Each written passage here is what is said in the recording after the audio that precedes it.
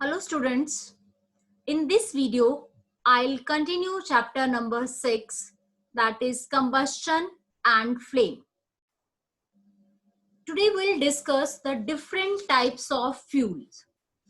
So children, you must have seen that the sources of producing heat energy for domestic and industrial purposes are mainly wood, charcoal, petrol, kerosene, etc.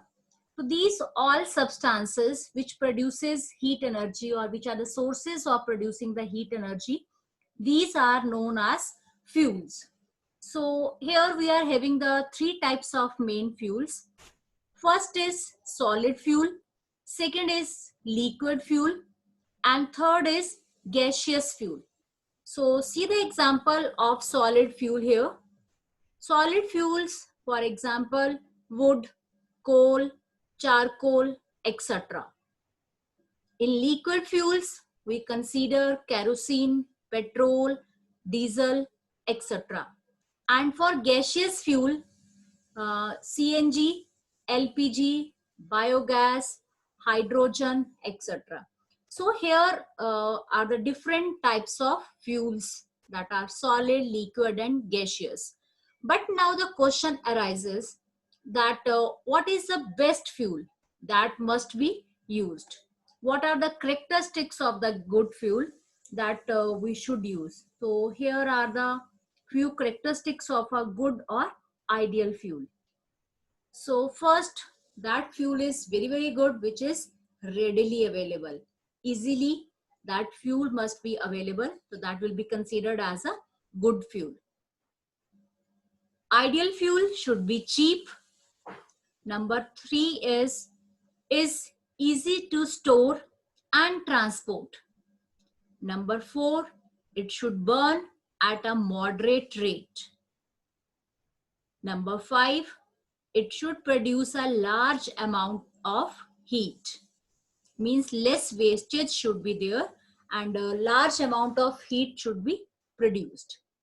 Do not leave behind any undesirable substances.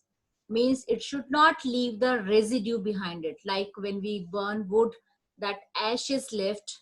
So that type of fuel is not considered as an ideal fuel and does not cause pollution. That type of fuel is considered an ideal fuel which does not cause any pollution, means it does not produce the smoke.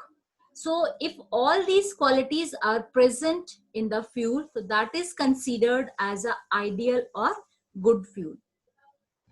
So children, we are have next, we can discuss the calorific value of a fuel. What does this calorific value stands for?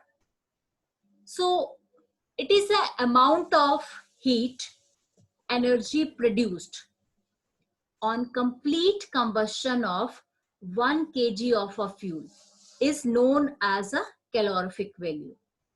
And the units of calorific value is kilojoule per kg.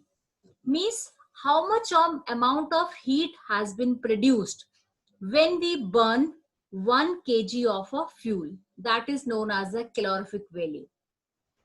So here we are having a table of calorific value of some fuels, and units already we had discussed, that is a kilojoule per kg. Children, different fuels are having the different calorific values. So you can go through this table and see that whose calorific value is very high. So the last one is at hydrogen. The calorific value of hydrogen is highest among all these fuels. So in this way, we can see that different substances has different calorific value, and we can use the different substances according to the requirement. What type of requirement we have, so we can use that type of fuel. Thank you.